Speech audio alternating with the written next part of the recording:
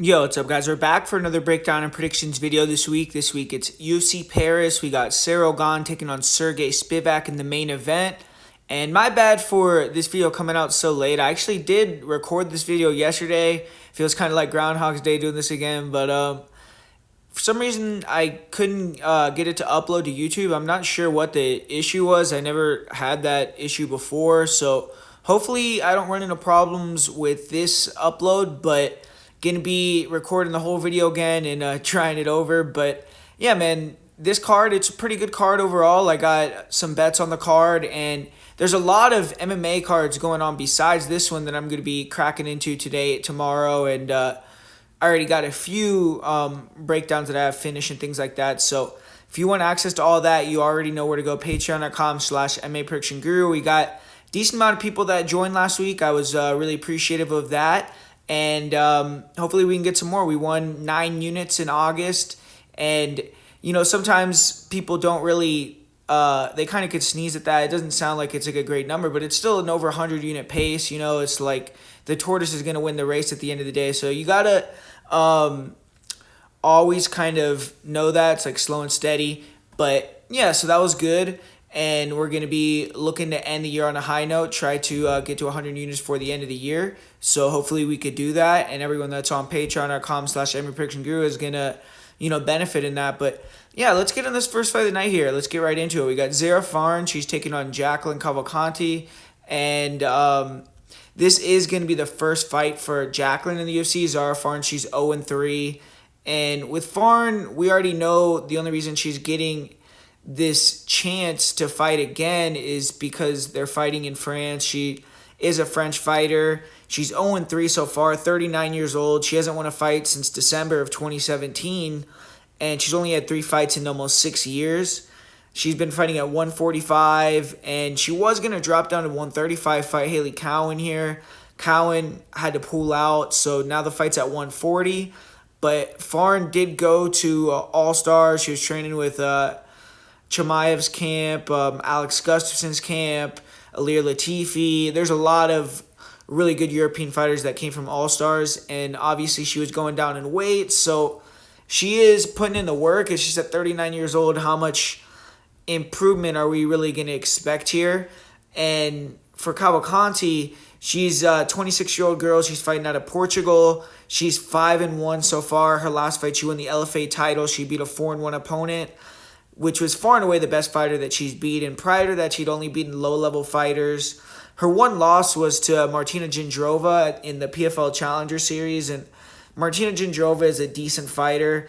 And Cavalcanti, she has a lot to prove. I mean, she really hasn't beaten anyone. But this is a good kind of entry to get her in the UFC against a opponent that's not really been the most successful, not looked that good. And if Cavalcanti's the real deal, she should win pretty easily. But if she loses or she struggles, maybe we could see she's not quite ready for this UFC level competition. But Zara Farn, she's just a pure striker. She's very tall and long. And we saw in her last fight against Joselyne Nunes that did pay a lot of dividends for her. I mean, she won the first round.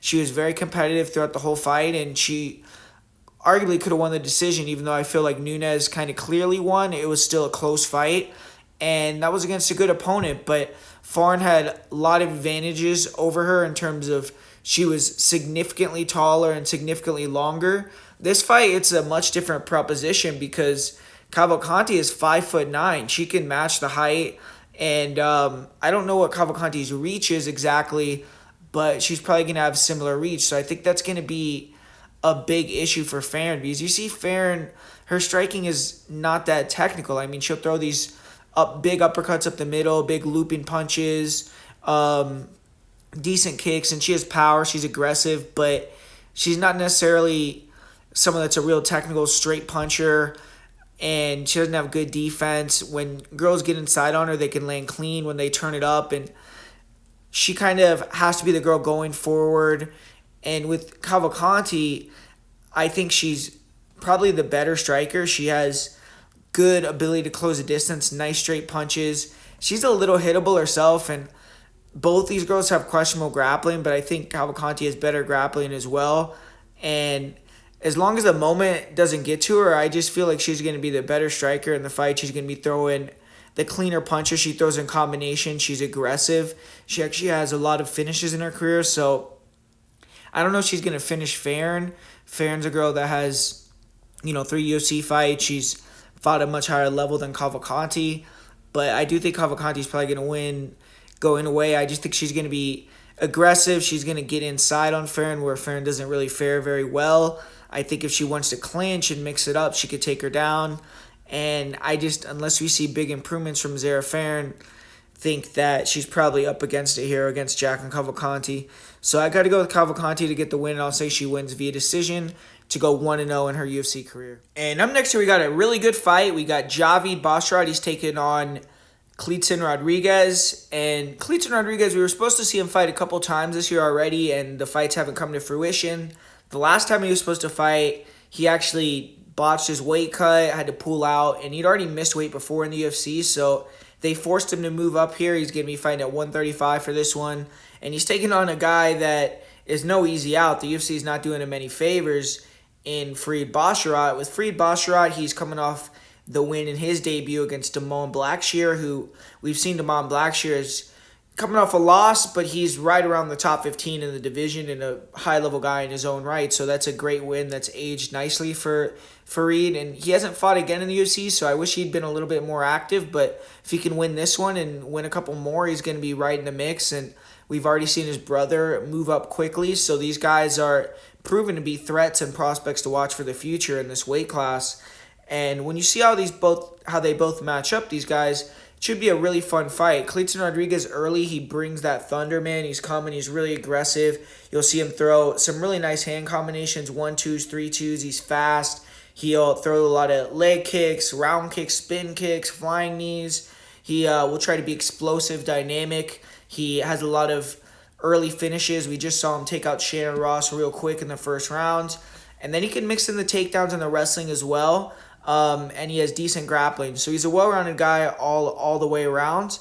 But we did see in his fight with CJ Vergara, if you can kind of pressure him, you can start to get to him. If you can walk through his shots or you can evade his shots and get on the inside. He got hurt to the body a couple times in certain fights that I've seen. And that could be partially due to the weight cut. So we could see a better version, more durable version of Rodrigues in this fight, but in the past we have seen that he gets hurt to the body, and we did see that when he got put on his back against Vergara, he just didn't offer a lot. He got hit with a lot of ground and pound, and it seemed like he wasn't the greatest off his back. When he gets on top, he is really slick. He has good back takes, pretty good control, but in this one, I think he's definitely going to want to try to keep it standing, try to be his same explosive, aggressive and dynamic self, but kind of temper it a little bit, be a little bit more disciplined, and you can maybe catch Basharat. Because Basharat's a really, really skilled striker, really good, really clean, technical, but I don't think he's quite as, even with Kleydson coming up from 125, I still believe Kleydson is probably the more explosive, powerful guy. But Farid Basharat, just like his brother, great movement, moves all the way around the octagon. He's switching stances, throwing a lot of feints, fakes. He controls the distance really well, and when he wants to close the distance and land, he will. He'll throw kicks, punches, combinations. He mixes it up, body, head, stays active. I would say that Javid is a little bit better striker, a little bit cleaner, a little bit more impactful with the strikes, and probably a little bit sharper defense.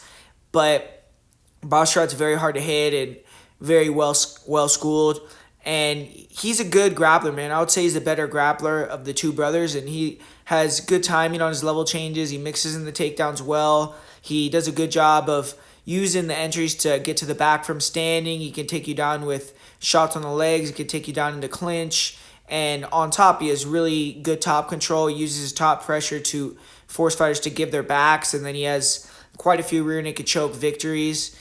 And his cardio is on point too. I feel like cardio-wise, Basharat has the edge. Volume-wise, Basharat has the edge. In the wrestling and the grappling, Basharat has the edge. It's just Rodrigues is a very explosive guy, and he has a chance to hurt Basharat. And if he can hurt him, then who knows how that's going to affect Basharat the rest of the fight. It could end up snowballing, and Rodrigues could look like a dominant guy.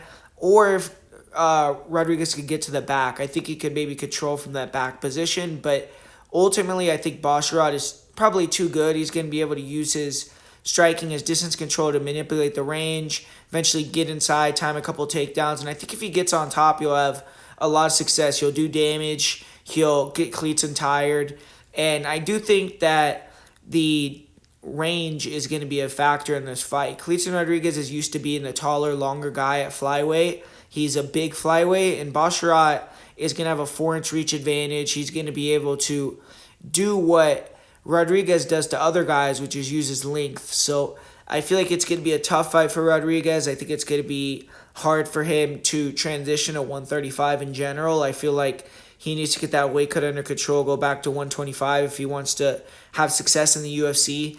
But for this fight, I'm going to pick Basharat to win a decision. I think it's going to be difficult to submit him, and I don't really think Basharat's a big knockout artist. So I think Basharat's just going to clinically beat him over 3 rounds, probably get about 6-7 minutes of control time and win the majority of the striking exchanges and get a 30-27 decision victory.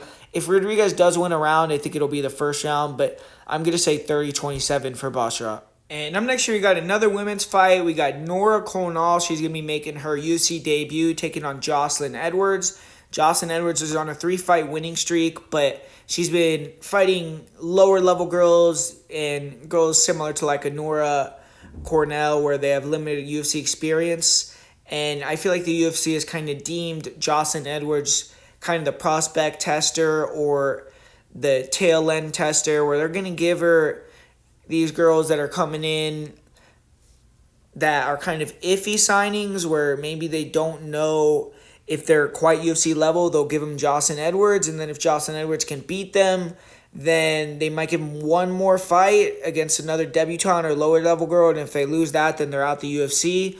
Or if they can beat Joselyne Edwards, and they're probably ready for like a top 20 type of match, because Edwards is kind of a gatekeeper to that top 15 as of now. If she can beat Cornolle and make it 4 wins in a row, maybe it would be time to move her up. But she hasn't really shown in her performances that she could probably be competitive against the higher level. It's just she's good enough to beat a certain level of fighter in the female weight classes. But Nora, she is okay to me. I mean, I wasn't necessarily that impressed with her. It seems like has good Muay Thai and comes forward those big punches, but she's kind of stiff. I think she's going to struggle with Edwards' length and her kicks. And her wrestling and grappling is kind of questionable. I mean, I've seen her hit some takedowns, Cornolle, and I've seen her drop some girls. It seems like she has power in her hands, but she just doesn't put it all together well to me. I mean, I've seen girls take her down. I've seen girls kind of pick at her at range. And I just don't know if she's ready for someone like Joselyne Edwards, who isn't the greatest fighter in the world, but she stays active with her kicks. She's long and lengthy. If you want to get wild and crazy with her, she can exchange, and she throws power and fast hands. And she also, her grappling and wrestling has gotten better. She's not as easy to just take down, and I feel like she actually has the better grappling in comparison to Nora Cornolle. So Nora, maybe she could do something in the UFC, but she's going to have to prove it to me, man. I feel like Joselyne Edwards having so many UFC fights, that plays a big factor, and I just think skill-wise, I'm not necessarily 100% sold that Cornolle is a UFC level fighter. So I'm going to go with Joselyne Edwards to win this one and get the decision. And this next fight, this is a fight I'm looking forward to, with Ange Loosa taking on Rhys McKee. Ange Loosa, he's won a couple fights in the UFC now and established himself as a UFC level fighter, and now he's trying to move up in the rankings, and he's going to be taking on a hungry Rhys McKee, who's coming back to the UFC after a bad stint the first time where he wasn't able to get a win, but he fought some hitters, man. I mean, he fought Alex Morono, he fought Khamzat Chimaev. I mean, these guys are top 15 guys, so he was fighting top of the food chain fighters, and now he's coming back a little bit more polished and taking on someone that's a little bit closer to his skill level and experience level. So it's a good chance for him to potentially come in here and pick up his first UFC victory. since he got cut, he went to Cage Warriors. He beat Justin Burlinson, who's a pretty good prospect. And then he won the belt by defeating Justin Burlinson, and then defended the belt against Jim Wallhead, who's another UFC veteran, but is a little bit of an older guy that was past his prime, and he was able to beat Wallhead and retain the title and get this chance. And with Ange Loosa, I said he won a couple fights in the UFC. I misspoke there. He only won the one fight against AJ Fletcher. His other fight with Munir Laziz, it was competitive, but he ended up losing that one. And then he also has a loss on the Contender Series against Jack Della Maddalena, where that was another competitive fight that Ange Loosa had a lot of success, and now we see where Maddalena is in the division. So it shows where Ange Loosa could potentially be, and his potential is high. And Loosa, he trains with Killcliff, so he's a lot of really good guys training with them. He's a good friend of Gilbert Burns. And when you look at all these guys match up, it should be a really entertaining, interesting fight. With Loosa, he is aggressive, but he likes to counterpunch with the straight punches. He has very fast hands and throws nice 1-2s, 3-2s. He has decent leg kicks, and he isn't that active, but when he lands clean, and he punches pretty heavy. And Rhys McKee is kind of the exact opposite, where he's not that technical, but he comes forward. He's super tough. He's a dog. He could take shots to give shots. He's very tall, long, and lengthy, which helps him a lot. So keeps that jab in your face. He'll throw front kicks up the middle, front knees, uppercuts, and is just trying to use his length, throw these long, straight punches, and tag you up, make it a war battle of attrition. And Rhys McKee likes his chances in those type of fights. He can win a lot of brawl type of fights, and his cardio is great. He has a lot of volume, and then his pressure is on point too, and he pushes the pace. So the guy's honestly a pretty good fighter offensively. It's just defensively, he just walks right into punches. He gets hit clean all the time. He's straight up and down, very upright type of fighter. And I just feel like Loosa is going to be able to land clean on him continuously. And it's just going to be whether McKee can wear on him, walk him down, and eventually start to make Loosa make mistakes and then capitalize, land his bigger shots, and eventually get him out of there or take over the fight. Or if Loosa is going to be able to just kind of stick and move with the power, make Rhys McKee respect his power, and have an easy night with the feet. But I even think that if Rhys McKee does have a lot of success turning it up on Loosa, I think Loosa has the ability to mix it up and get the takedown, hit the double. He has a nice double. He's fast, explosive, strong, physical. And Rhys McKee, he stands upright, like I said, and his takedown defense just is not held up in certain fights. I feel like his takedown defense is a big liability, and Loosa could definitely take advantage of that, take him down, slow the pace of the fight, and kind of take away that kinetic craziness that Rhys McKee likes to bring. So ultimately, I just feel like unless McKee could wear him down and finish him late, or just catch him at a certain point in the fight with a big shot and get him out of there, I think Loosa could win over 15 minutes just by landing the sharp counters, landing heavy punches, and then getting some takedowns and some control time as well. And I feel like Loosa never been finished before, so he's going to be tough to get to knock out. We've seen him in there with guys like Munir Laziz, like Jack Della, and they weren't able to knock him out there. Both tall, long, rangy strikers like Rhys McKee, but higher level. And I feel like Loosa is just going to use his well-rounded skill set and his athleticism, his timing to get the victory here. So I got Loosa. I think that I like the combination of his defense and offense better than Rhys McKee's kind of all-offense style. So I'm going to go with Loosa to win a decision. And this fight's another fight between, I guess I misspoke there. It's not two UFC newcomers, but it's a UFC returner and a UFC newcomer. With Taylor Lapilus, he has already been in the UFC before, and I would say he's one of the best fighters in the world, not in the UFC at 135 pounds for a while now. He went 3-1 in his first UFC run, and he left the UFC after a win, so I'm not entirely sure what went down there, why he got cut, but they parted ways, and he went on to have a boxing match after getting cut, so maybe he thought his career was going to go in a different direction, but I'm not totally sure. But he returned to MMA about a year and a half after leaving the UFC. He's gone 7-1 in 8 fights since then. He went to Germany, he won a title. He went to Canada, he won a title. He went back home to France, won another title in Aries FC.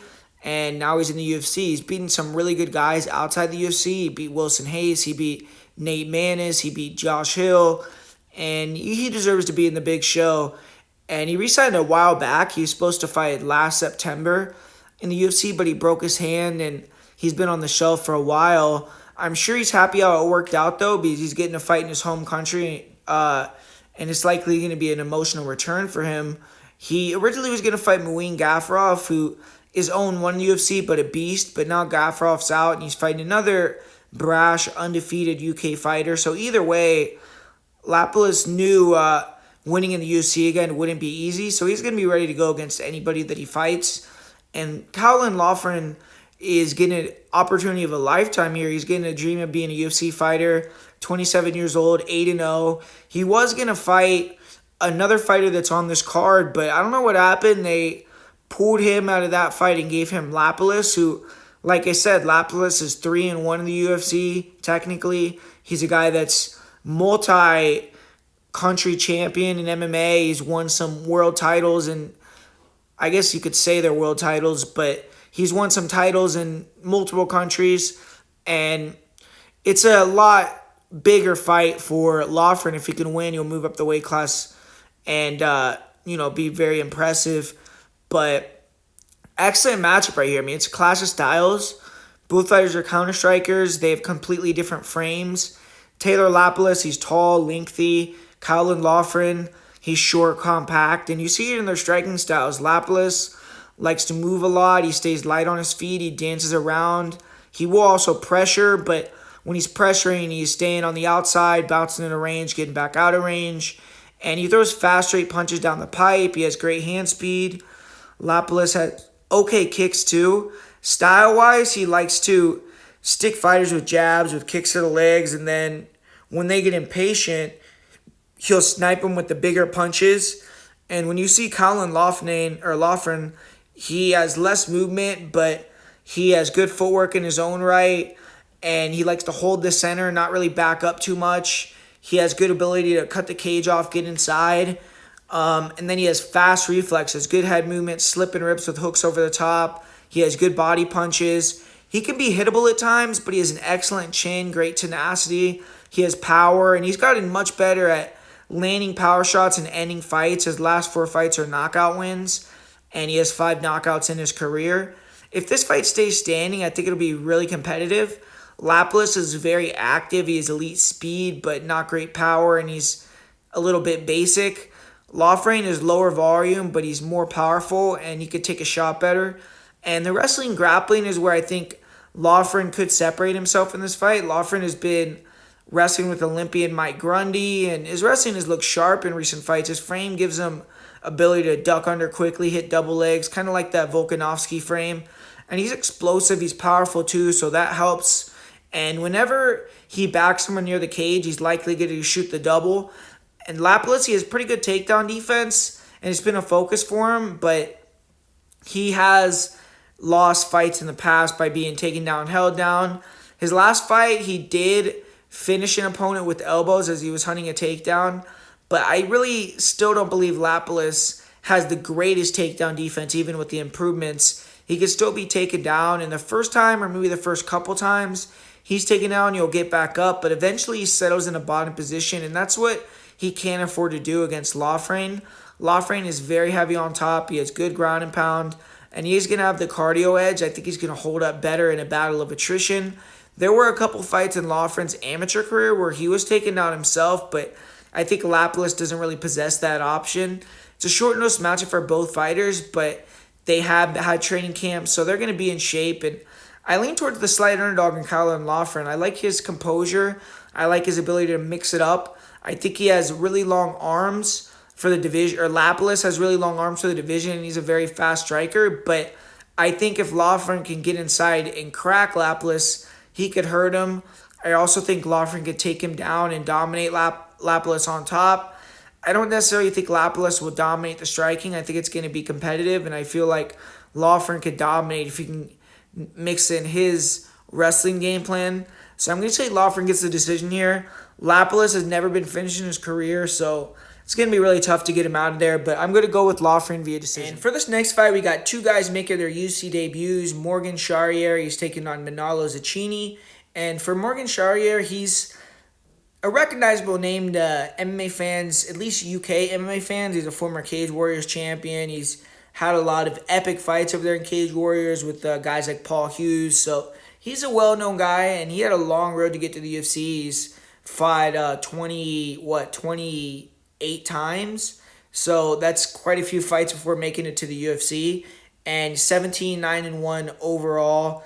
And he's a French guy, so he's going to, I guess, you'd think he's going to have the crowd on his side, so I would almost guarantee that. And 6-3 in Cage Warriors. All three of his Cage Warriors losses are title fights, so he's done good in the highest level that he could go to. He has a salty record, but he's fought almost all the best European fighters outside the UFC, and he's only 27 years old, like I said, so he has a lot of experience, and he's been forged to the fire, but he's still not even in his physical prime yet, most likely. And he's won 3 fights in a row. So if he could dispose of Zecchini here impressively, we could see him move up the ranks quickly. He just fought about 6 weeks ago, so he should be in shape, primed, and ready to go.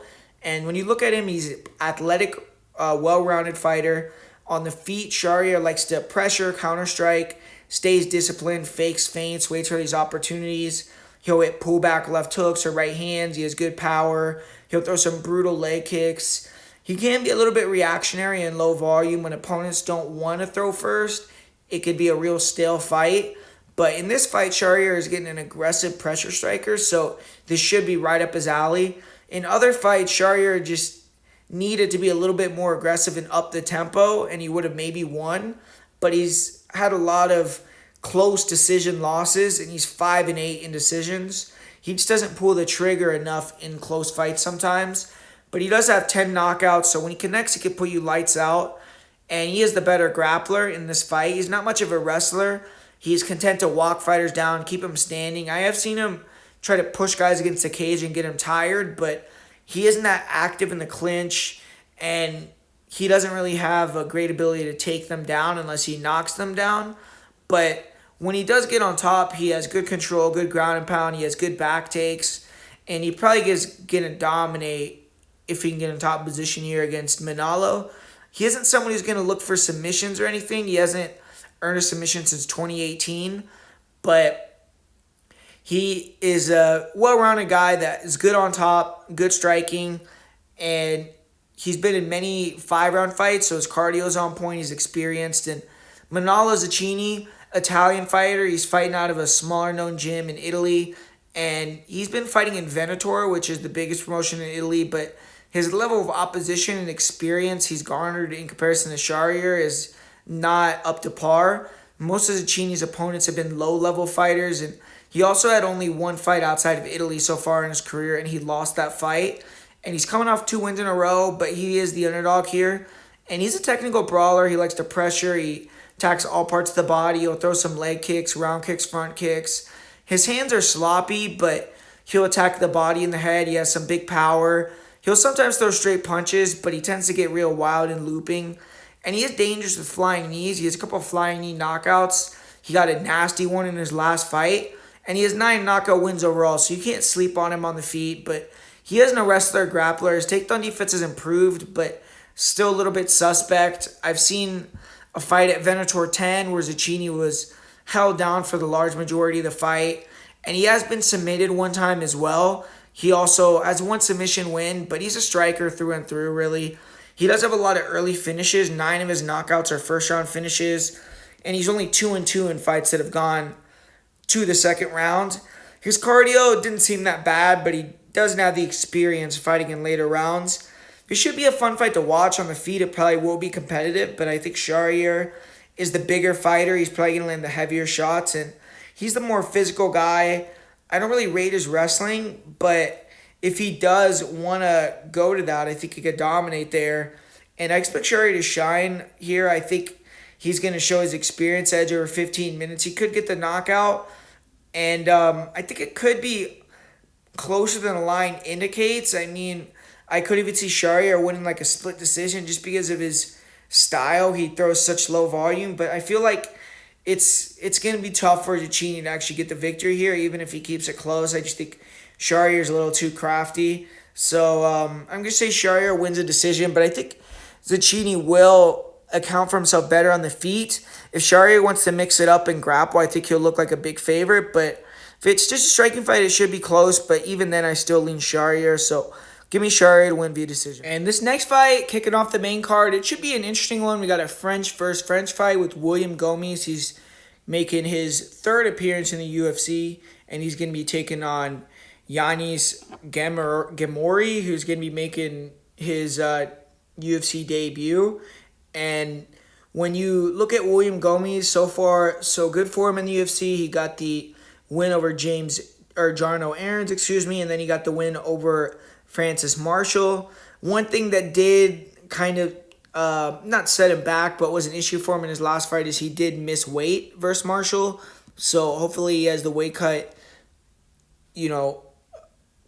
appropriate for this fight, and he can make weight and look good because he's a big featherweight. He's 6 feet tall, and that's going to play a factor in the fight because his opponent, Yanis Ghemmourou, he's fought at 135 before. I think he's going to be significantly smaller in this matchup, but Ghemmourou, he was the fighter that I was speaking of earlier that was originally supposed to fight Caolan Loughran, and now he's fighting Gomis, so it's a tougher fight if you ask me. It's a guy that has 2 UFC fights already and is going to be significantly bigger than Ghemmourou, whereas Loughran was closer to the same size. I do feel like in the UFC, Ghemmourou should drop back down to 135, but with Ghemmourou, he's been fighting pretty much recently over there in the Middle East. He fought for Brave CF, he fought for UAE Warriors, and he has done well in his career. He's 12-1.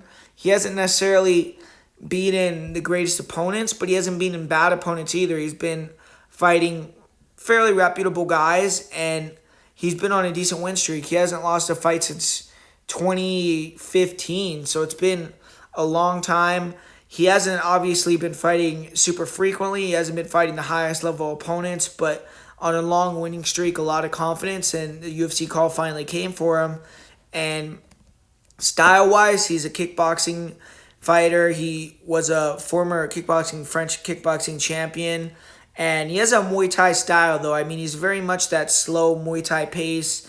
He plots forward, kind of gets his reads, and then picks up as the fight goes on, and that could cost you in MMA. I mean, in MMA, that slower pace that Muay Thai brings, it's not necessarily the most proficient style, and you could see that. I mean, you could see certain guys kind of stick and move on him. They could kick him, and he can kind of just get out volumed until he lands a big shot. And he does close that distance quick when he goes with the 1-2s or the 1-1-2s. He can close the gap and land really clean punches and connect heavily and hurt you. So Gomis, he does sometimes float that chin, and he just has to be very defensively responsible, know which areas to be in with Ghemmourou and which areas not to be in.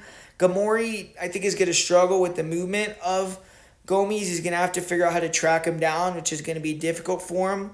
And then Ghemmourou, even though he has that kickboxing background, and it's mainly he'll try to mix in like straight punches, he'll throw some head kicks and leg kicks, and he has some spinning attacks at times and keeps it low volume. But when he connects with a lot of heat, and he's durable. He's going to keep the pressure on you.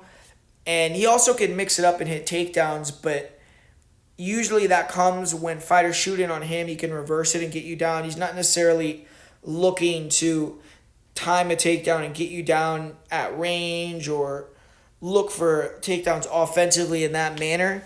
With this fight, I think it would be maybe a little bit smart of Ghemmourou to try to find the takedown or try to find some clinch control time and just try to get close to Gomis, slow him down so he could stop moving so much. Because on their feet, you look at William Gomis, the guy's 6 feet tall. He's going to have a 4-inch height advantage, probably a 5-inch or so reach advantage.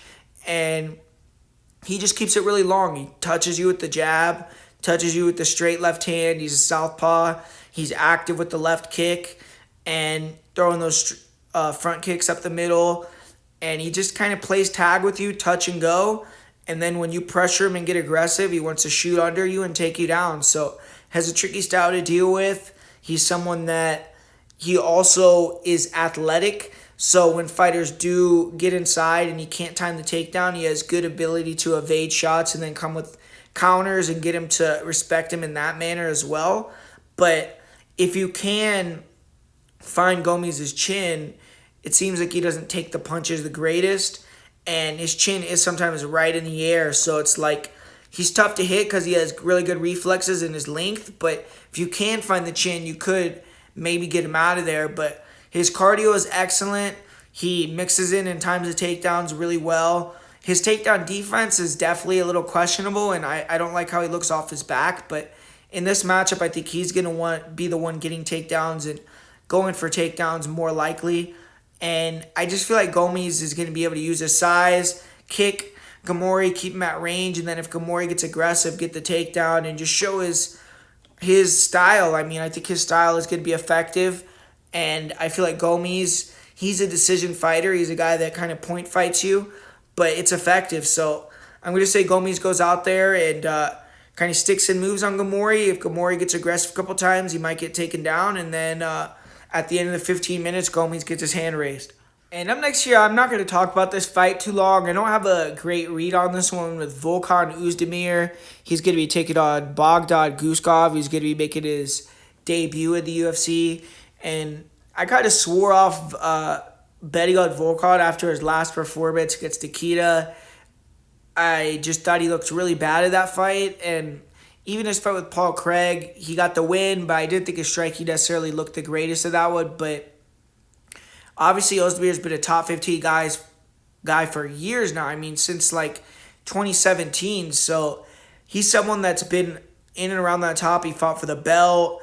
And obviously, he's kind of taken a fall at this point. But he has been able to maintain himself as one of the, top fighters in the world for a long time. And now he's getting the test, right? I mean, he's lost to high-level guys, top 10 guys. But now they're saying, we're giving you this guy. I guess they did it with Yuri Prochazka, but I feel like Yuri Prochazka was much more polished, high-level, and already more known as a high-level guy than Bogdan Guskov. If Volkan can't beat this guy Bogdan, then I definitely think it signifies that he's on the tail end of his career and maybe going to be cut very soon. Because Bogdan, I don't know what to think about this guy. Like, has a good record, but he hasn't really fought anybody. And you watch his fights, and he's dangerous early. I mean, the guy has good boxing for sure. His boxing is on point, and if you stay in the pocket with him and exchange, and you throw these hand combinations, he has really fast hands. He'll rip the body. His lead hook, if he can land it clean and get that extension on it, he can get some brutal knockouts. But it seems like he doesn't really defend leg kicks well, which is a big thing that Volkan goes to. And I don't think he takes shots too good. Like, I've seen him get hit and freeze up. I saw him get knocked out in a fight. And a lot of his wins are really quick, and they're first-round finishes. I don't know how he's going to do going into round 2, round 3. There has been fights where he's wrestled, but I don't see him being able to take down Volkan, and I think Volkan is a better grappler. So it's just like, speed-wise, early I think Guskov is going to have a big advantage with the hands. And if Volkan's totally done, maybe Guskov can knock him out. But I feel like Volkan's going to get on that leg kick. He's going to bring that Muay Thai pressure. And eventually he's going to start to get Guskov tired. You're going to start to see him make big reactions to Volkan's kicks. Volkan's going to start to land more punches. And I think he'll get him out of there. So I got to go with Volkan. I mean, the experience matters, man. Fighting top 10 guys, not top 500 guys. And I think that he's just going to be the more composed and durable fighter over 15. And I feel like the wheels are going to fall off Guskov. So I'm going to say second round knockout win for Volkan. And the feature fight of the night here, we got Benoit Denis taking on Thiago Moises. And man, I'm pretty shocked at the line movement, man. I mean, everyone and their fucking mother bet on Benoit St. Denis. I get it, like he looked good in his last fight. He beat Bonfim, but fuck, man, like they act like Moises isn't shit. He's like terrible fighter, but it's a hard matchup for me to call. I feel like it's like a 50-50 type of fight, and I wouldn't want my money. I mean, if you could have got that plus number on Saint Denis, then I think that's decent. Even plus number now on Moises, I think is a decent bet. But betting Benoit Saint Denis at chalk, I don't like the that strategy. But honestly, I mean, good luck to everyone that bet him. I know a lot of people bet on him, and I don't really have a super strong opinion on the fight. So hopefully you guys cash. But when I'm looking at the matchup, I mean, Saint Denis fighting in France, and obviously the guy's a dog. Like we've seen that in his last couple fights. We saw that in his fight with Zaleski dos Santos. And Thiago Moises, kind of the opposite of Benoit Saint Denis. When you think of Benoit Saint Denis, he has extremely good top pressure and good grappling. But he is someone that's in the UFC because of his tenacity, because of his heart, his ability to push through, endure. And Thiago Moises is a guy that has flaked in the past, where when fights got hard, he's kind of looked for the way out, or he's checked out mentally and lost a decision. But he's extremely skilled. He's a very skillful guy, and he's trying to, get his mental to the level of Saint Denis. And if he could do that, then he would just destroy Saint Denis. But he doesn't have that same mental headspace that Saint Denis does. And that's why the fight becomes very close, because if Saint Denis could push Moises to his breaking point, we've seen Moises break in the past before. But when you're looking at this matchup, I mean, even Islam Makhachev didn't just close the distance and take down Moises right away. You're going to have to try to strike with the guy. And Saint Denis, his last fight, I will say his striking looked better than ever. He's southpaw. He was throwing the round kicks. He was just destroying the arms of Bonfim, destroying the body. And then eventually he ended up getting him out of there on the ground. So he beat him up on the feet and then finished him on the ground, and his jab was working.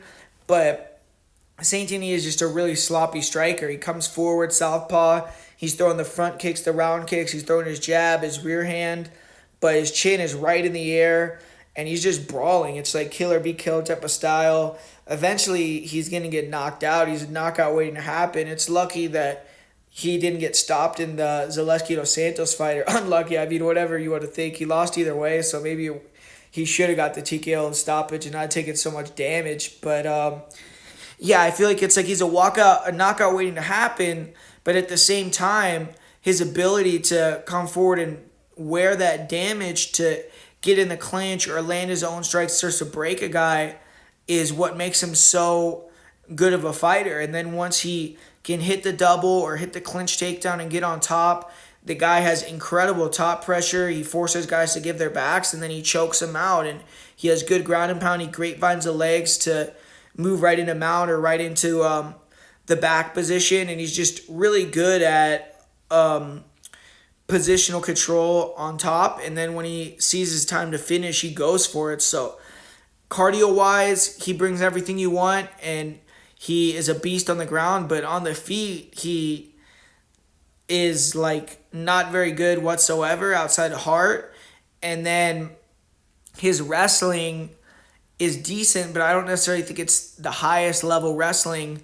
And with Thiago Moises, you got a guy that is an underrated counterpuncher, man. The guy's got high level counter ability, really nice head kick. He doesn't have big power, which obviously against a guy like Saint Denis, you kind of would want power to be able to stop him from coming forward. But I feel like his ability to counterpunch is better than anyone that Saint Denis has fought in the UFC so far by a wide margin. I think he's going to really bang on Saint Denis early and land some big, heavy shots. He could even get a knockout in the first round. And it's going to come down to if he can keep that same pace that he has in the first round or first couple of minutes for the whole fight. If he can, I think he could get Saint Denis out of there via submission, hurt him and then submit him, or just dominate him. But if he can't, then he has to bring a different element. I think that other element that he could bring would be him taking down Saint Denis or trying to slow it down with the clinch. So I think that Moises has more ways to win. It's just, is Benoit Saint Denis going to break him and take him out on the ground? I like I said, I don't really have super strong opinion or great read on the fight, but I'm just gonna go with the skillful guy. I feel like Moises on the mat can handle himself well. He can mitigate the damage, get back up to his feet if he gets taken down. He's a lot better grappler than these guys that Saint Denis has been fighting. I feel like Saint Denis has to shoot on the legs to take him down. He's not going to be able to take him down with clinch entries, and that's where he has his best finishes. I feel like Moises has really good clinch takedown defense. He could hold him against the cage, but I feel like Moises is going to land a lot cleaner strikes. So ultimately, I'm going to say Moises wins via first-round submission in this one. I'm going to say he hurts him and then submits him, and that's going to be my prediction here. But if you're on Saint Denis, I get why, because I do think that if it gets into the third round, late second, third round, we could see a shift in the fight. But I'm going to side with Thiago Moises. Moises, I feel like he's getting a little disrespected here. I mean, the guy has fought way higher level opposition. I think he's a lot more skillful, and I think he's going to show that. And in the co-main event, we got an amazing fight. We got Manon Fiorot. She's taking on Rose Namajunas, welcoming Rose Namajunas to 125-pound weight class. And man, I feel like everyone has kind of forgot Rose is the one that's the former champ, right? Like, it's like everyone is on Manon. Manon's a 2-1 favorite over Rose.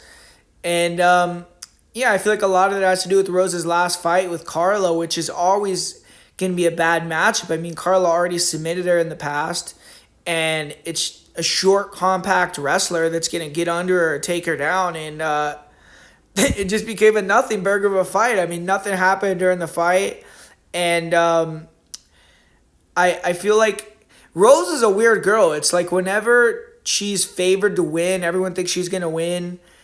She'll have bad performances, and then when people are doubting her, she goes out there and knocks them out, or she'll get a decision win over Joanna, over Wheelie. So it's like when the chips are on the table, Rose in her career has cashed in every time. I mean, she'll freaking go all in on herself, and then she cashes the ticket. So she's a gamer, and I don't get why Fiorot is getting all this love and credit. I mean, I get Manon Fiorot is on a win streak. She's a big girl for 125. She is coming off some impressive wins. I mean, she beat Jennifer Maia, she beat Caolan Chookagian, but these have been close fights. It's not like she's been blowing them out of the water. The fight with Caolan Chookagian was like 50-50, man. I mean, it was a really, really competitive fight. So we're going to see how she does against a former champion now.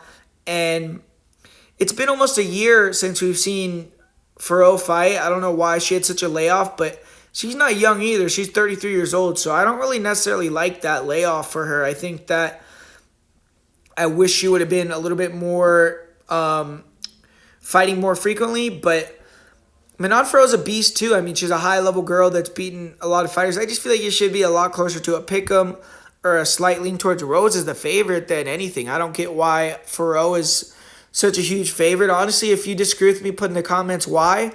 But Manon Fiorot, I mean, you look at her, she stands tall. She has that wide-bladed stance, and she could be a little stiff when she's forced to go first, but she's really good at moving around on the outside, sticking you with those lead leg side kicks, and she has a good jab. She tries to get that jab going early, and then her side kicks are almost like jabs too, but in this fight, I think her oblique kicks and her leg kicks are going to be something that she really wants to target and use early and often.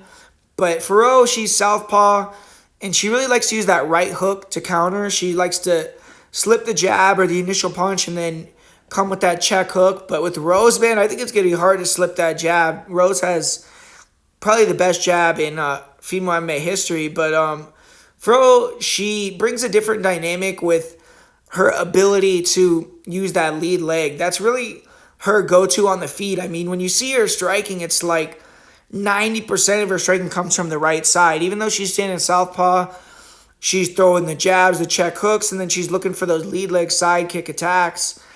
And she will throw some straight right hands, and she will or straight left hands, excuse me, and she'll sometimes throw like the rear kick, but very rarely. I mean, it's usually all right side attacks. I feel like Rose is definitely going to be more active with the rear kicks, with the orthodox southpaw dynamic, but defensively, Farid keeps range well. She gets slide in and out of the way. She likes to pull counter with her pull twos, and she has power, so girls respect her. But she has limited head movement. She can lean back with her chin in the air. If Rose can get inside or extend a combination, she might be able to connect with something big. And as Farid enters range, her chin comes up too. So if Rose can land an intercepting punch or shot up the middle, Farid could get hurt as well. And we've seen Chookagian and Jennifer Maia land head kicks on Farid. Maybe not super clean, but we know Rose has a beautiful head kick, so that's going to be dangerous for her. I feel like Manon Farid, if she's smart, is going to try to wrestle here. I do think Farid's wrestling is overrated because she relies on fighters to overextend or chase her, and then she hits the doubles or pushes opponents against the cage, but she doesn't really have an ability to close the distance and force the wrestling without her opponent overextending, I feel like. But if Farid gets on top, she has solid top control. Her ground and pound is pretty good. I don't think she's a high-level grappler or anything, and it's going to be interesting to see if she wants to go on Rose's guard. And Rose had to put more of an emphasis on getting up after her last fight, anti-grappling in general.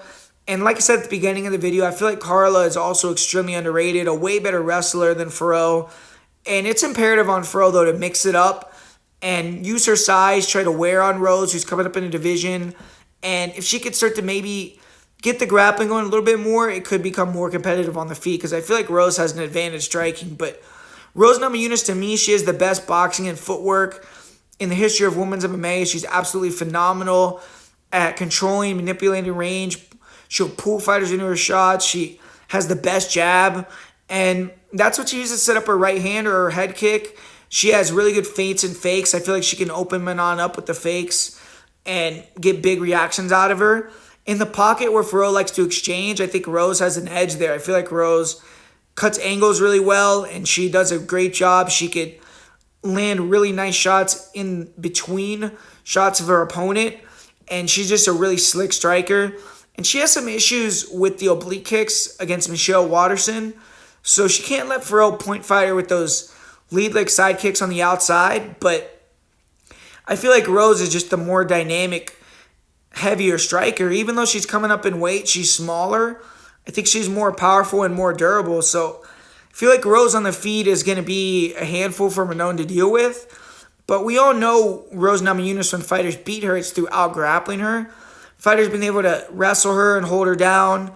Carla Esparza submitted her the first time, and then obviously we saw Andrade put Rose on a poster with that slam KO. But Farid submitting Rose, I think, is almost entirely out of the question. I'd be shocked to see that happen. So Rose just can't let Farid use her size and hold her against the cage or double her and control on top. If Farid can get top position, I am a little bit worried that she could stay heavy and win the fight. But with that just happening to Rose, I think she's going to be motivated to not allow that to happen again. In the clinch, I think Namajunas can hold her own, is actually going to be better in the clinch, do more damage. And we did see Rose stand up from bottom against Weili Zhang multiple times in their second fight. She stopped almost all the takedowns from Carla, even though nothing happened in the fight. So I feel like, Rose's grappling isn't as bad as people make it out to be. She was even able to get the takedown in the fifth round on Weili and win the fight that way. And everyone is speaking negatively regarding the weight move, but Rose has been at 115 since she was super young, man, like almost like 20, 21 years old. So a move up, adding some muscle, getting stronger, I think could boost her. I mean, she's only 31. She seems like she's always stepping up and getting the job done when people underestimate her for whatever reason. It seems everyone is picking on Farid, shitting on Rose, and, like she's washed up and done. But Rose, she's 5-1 as an underdog in the UFC. And I think she's going to show everyone again. I mean, don't doubt me.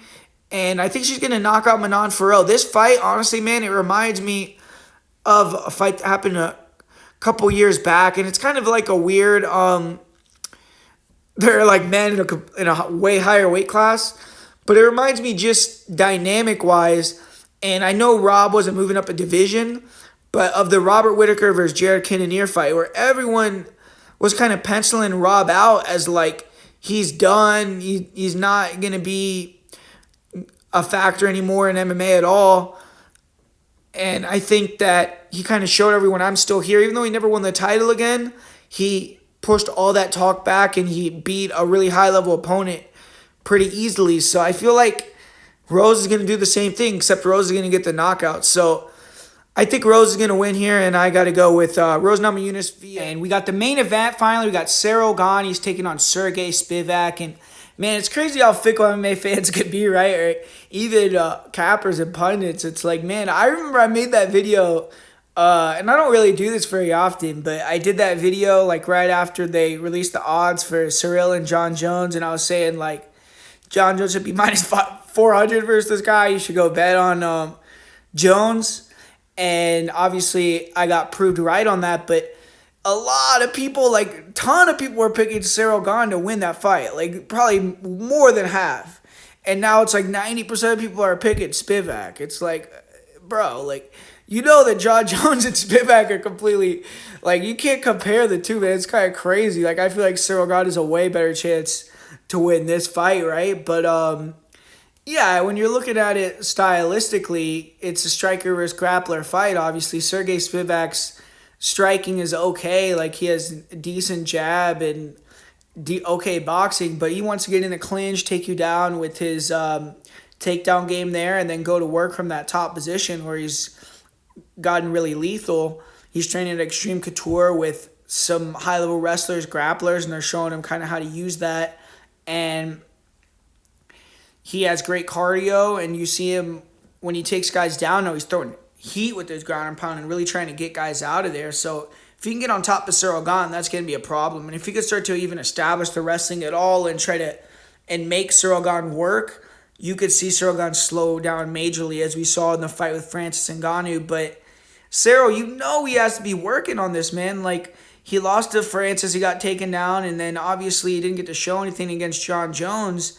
But I think a lot of that, too, had to do with the moment, man. I think he kind of was wide-eyed and fighting the best of all time. It was a big opportunity, and he just didn't show up that night. I'm not ready to just write him off totally and say he can't wrestle, he can't grapple, he's never going to be able to do it, and he's a bust, he's done. And I'm just not ready to proclaim all that with Ciryl Gane. I still think he's young. I still think he is extremely athletic. I mean, he's one of the most athletic heavyweights, and he could learn how to defend a couple takedowns. It's just he has to, get dedicated and do it. And I'm not even sure that his last camp he didn't do that. And I bet you he did improve a lot in his grappling. It's just he was fighting Jon Jones, and I think he had a bad moment himself mentally. And then Jon Jones is just Jon Jones, and he took him out with his own grappling, easily. But I don't think it's going to go down that same way with Sergey. I feel like Sergey's a guy that he's a momentum fighter, so if he can go out there and start to do well early in the fight, then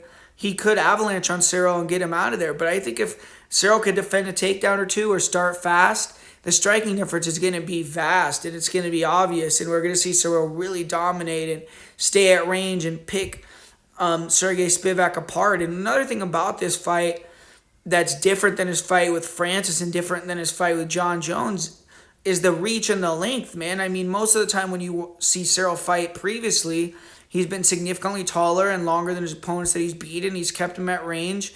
He's been able to kind of manipulate that distance with ease. And then you go and fight two guys that have 85-inch reaches, it's going to be a lot harder to do that, where now he's getting another guy with a similar frame to the other fighters that he's handled in the past. It's a much more one-dimensional guy where he doesn't have to worry about his striking really much whatsoever. And he's fighting at home. He's the favored guy in this one. That's not as much pressure on him. And I feel like Ciryl is going to come back and get the victory. I just think people are overrating that last loss too much, and they're kind of blowing it out of proportion and making Ciryl Gane out to be worse than he is. I feel like he is going to show everyone in this matchup that he's still a prospect. He's still someone that could get the belt. I mean, I'm not even a prospect. He's still a contender. And, yeah, I think Sergey could eventually get there too, but I don't think it's going to be Saturday. I feel like that's a pivotal fight in Ciryl Gane's career. He has to win that fight. It's a must-win fight for him. If he loses that fight, he falls out of the top 10, and it's just a really bad loss. So I think Ciryl's going to show people that he's not quite done yet, and he's going to get the victory. So I got Ciryl Gane winning in the main event, and I'm going to say he wins via KO TKO in the first 3 rounds. I'm not necessarily sure exactly when he's going to finish, but I think it'll be in the first 3 rounds. And so there you have it, guys. That's my full card breakdown and prediction video for UFC Paris. Like I said at the beginning of the video, I'm sorry that it came out so late, but I had some technical difficulties. Hopefully this one does upload. You'll know that it uploaded when you hear this. But yeah, so besides that, go to patreon.com/MMAPredictionGuru and check out the bets that I have there, some other breakdowns for other promotions, and just support the channel in general and be a part of a winning capping team. So I really appreciate everyone that's over there. There's been quite a few people that joined last week, and hopefully more of you guys decided to go over there this week. The link's going to be in the bio. And besides that, man, for my part of the week and my most confident pick, for the most confident pick of the week, I guess I'll go with Farid Basharat. And for my parlay of the week, I'll say Farid Basharat and William Gomis as the parlay of the week. So there you have it, guys. Thanks for